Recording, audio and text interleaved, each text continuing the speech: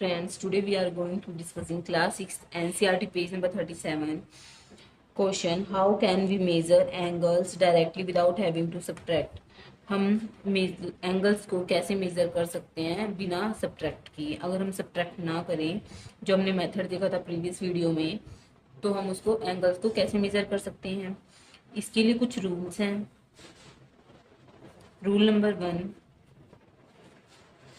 One में अगर आप एक एंगल बनाते हो तो ये जो वर्टेक्स होती है, ये जो वर्टेक्स होती है प्रोटेक्टर, अगर हम जैसे ये प्रोटेक्टर है, ठीक है, ये वर्टेक्स होती है, तो ये जो प्रोटेक्टर होता है उसके अंदर जो ये वर्टेक्स है, ऐसे कुछ होता है प्रोटेक्टर, ठीक है, जिसकी जो वर्टेक्स है यहाँ पर हम एंगल को रखेंगे और एंगल मेजर करेंगे। एंगल को हम क्या करेंगे, मेजर करेंगे, ठीक है। जो हमारी वर्टेक्स होगी हम इस पॉइंट पर रखेंगे, वर्टेक्स को मिडल में रखेंगे इसकी, ठीक है। तब हम एंगल मेजर करेंगे और हम इजीली मेजर कर सकते हैं। अब बिना सब्ट्रैक्ट करे हम इजीली मेजर कर सकते हैं। एंगल को प्रोटेक्टर को रखो और हम एंगल को इजीली मेजर कर सकते हैं। इसमें रूल नंबर 2 है, इसके अंदर कहा है ये हमारा हम एंगल बनाते हैं मानो, ठीक है। जो ये जो होती है हमारी ये हमारी क्या होती है, arms. This is the arms.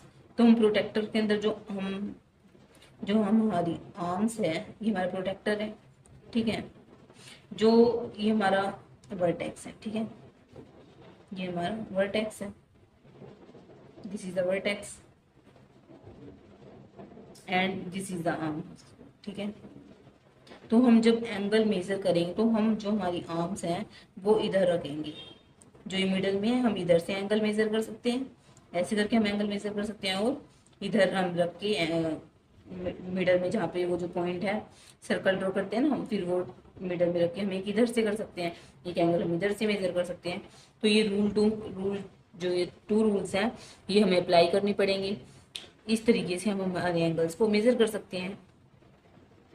Next इन्होंने कहा है what is the degree measure of angle AOB। जो हम एंगल AOB की डिग्री मेजर क्या होगी, वो क्या होगी। जैसे कि ये हमें एंगल AOB दे रखा है, मैं आपको करके दिखाती हूँ। देखिए, हम कलर चेंज करते हैं, आपको क्लियर हो जाएगा इजीली। देखिए, ये आपको दिख रही है लाइन,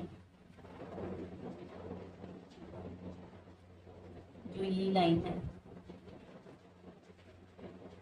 ठीक है, जो ये लाइन है, ये जो लाइन है, ये क्या है, एंगल A है, ये B, ये A है, ये B है और ये A है। तो हमें डिग्री मेजर करनी है एंगल AOB की, ठीक है। इसके अगर हम चेक करें तो जब हम एंगल चेक करते हैं तो इस पॉइंट पर, तो जो हमारा ये पॉइंट है इसके ऊपर एक 80 डिग्री का बन रहा है, जो ये जो है इसके ऊपर एक 80 के पॉइंट पर, और एक ये है 120 के पॉइंट 100 के पॉइंट पर है, ठीक है। जब हम मेजर करते हैं एंगल को तो हम क्या चीज़ देखते हैं, ये 90 डिग्री का एंगल है, ठीक है।